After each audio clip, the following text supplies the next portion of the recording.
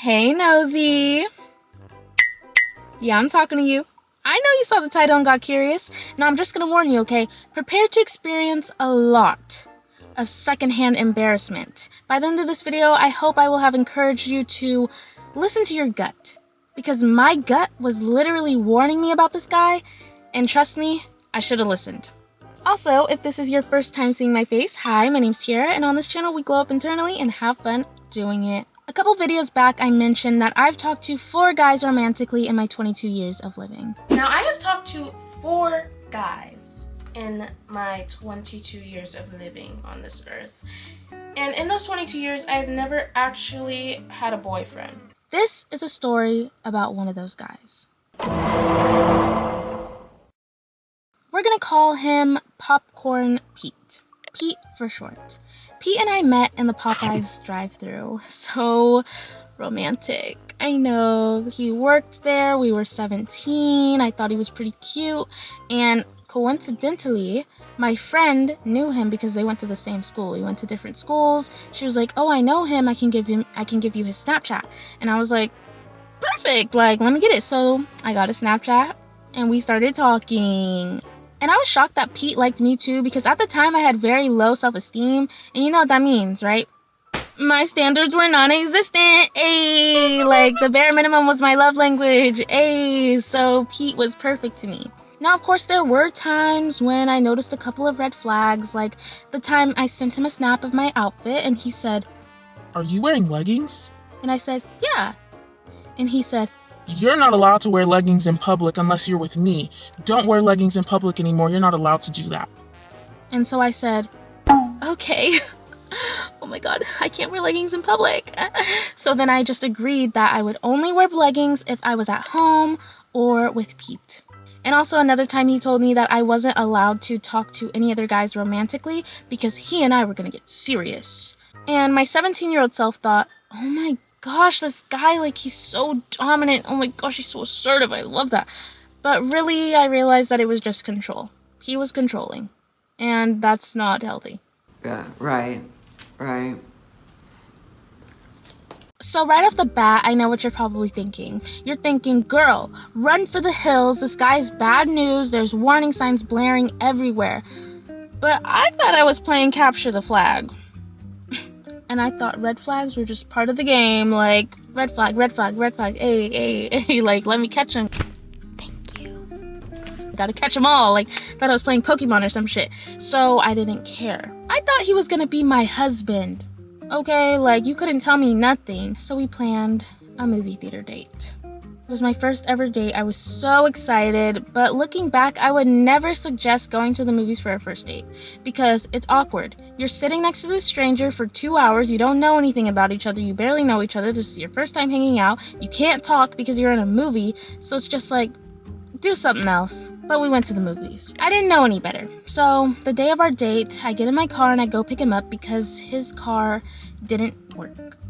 We get to the movies, he pays for our tickets, he offers to buy me snacks, and I'm just like, "Oh no, you don't have to buy me snacks," because at the time I felt bad when people would spend money on me, so I'd be like, "Oh no, you already paid for our tickets, it was like $20, no, like, oh my gosh, you're too sweet, like, oh my gosh, you spoil me." Anyways, so we went to go see the movie Brightburn, and I couldn't even tell you the plot of the movie because the entire movie he was like this in my ear. And I was just like, "Oh my gosh, like, this is so rude." Like, there were people nearby us and it's just like, and then he starts rubbing his hand on my thigh, kind of like, just, I think he was trying to test the waters a little bit. He starts rubbing his hand on my thigh. I take his hand and I just move it away, and he whispers to me, "My fault if I made you uncomfortable." And I said, "It's okay." So then we start watching the movie a little bit longer, and I swear to God, he turns to me, you guys. You're me. He turns to me. "What's up with them taste buds?" Did you hear me okay? I said, "What's up with them taste buds?" Oh my god! I thought this was a classy party. I'm not even lying when I say this next thing. I don't even say anything when he says that. Instead, I take my hand, I take my index finger, I gently put it on his jawline, and I go like this. and I turn his face towards the movie, and then I take my head and I turn my head towards the movie, and we just start watching the movie, like the rest of the movie in silence. We're holding hands, of course. We're holding hands, but that's all we did, because what's up with the taste buds? Like, did he think I was gonna be like, oh, I'm swooning, yes, like, let's make out in this movie theater? No, that's disgusting. That was the end of our date. And if you're thinking, oh, you didn't see him again after that, right? That was the worst date, right? Nope, it gets worse. It gets worse. It gets much worse. Now, after that date, a normal person would probably have never seen Pete again. But I wasn't normal. No, I was naive and desperate as fuck. So we decided to see each other again. And this time we were like, okay, let's see another movie. Let's see the movie Ma. Don't make me drink alone. Don't make me drink alone. And let's make it a group setting this time. Let's invite my mom and my friends. And this is where things start to take a turn. The day of our hangout, I woke up feeling so nauseous. Like, I threw up before I even got to school. And my mom was like, do you want to reschedule? Do you want to stay home from school? Like, are you sick? And I was like, no, I feel better. Like, I don't know what's wrong with me. I'm not sick or anything. I think I just had to throw up this morning, and that was it. Like, makes sense to me. Like, I still want to go to the movies and go to school. The school day's pretty cool. Like, it's pretty chill. I'm not sick or anything until I get to 4th or 5th period, and I feel really sick again, and I'm in the middle of history class, and I go up to my teacher, and I'm like, I need to go to the bathroom. Like, I think I'm gonna be sick. He's like, okay, go. I don't even make it to the bathroom in time. I threw up in the school hallway, and then I went to see the nurse, and the nurse was just looking at me like, are you dumb? She literally was like, why would you come to school if you threw up this morning? And I was like, I feel better now. I feel better. Like, and because it was almost like the end of the day, she was like, okay, just finish off the school day then. So I finish off the school day.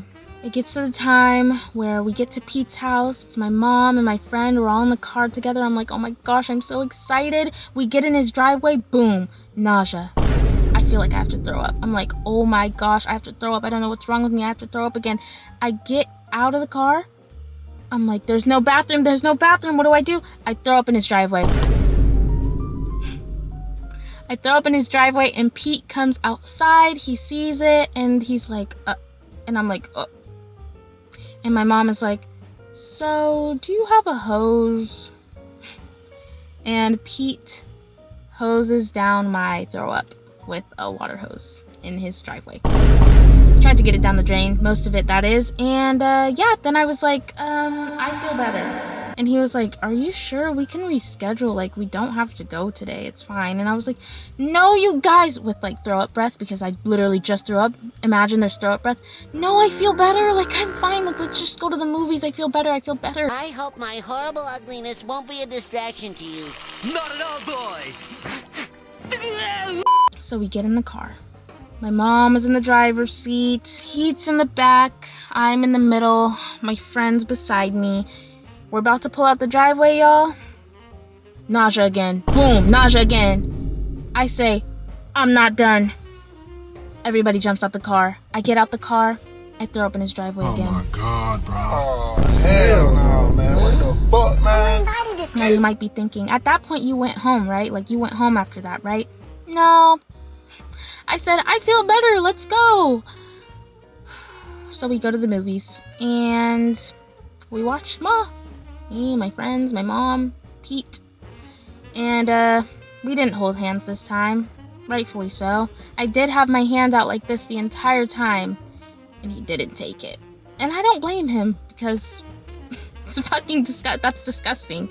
It's sick. Anyways, so after we dropped him off at home, I wasn't sick anymore. And I wasn't sick the day after that, or the day after that.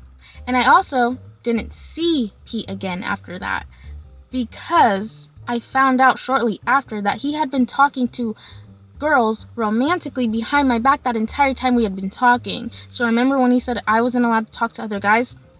He was talking to other girls the entire time.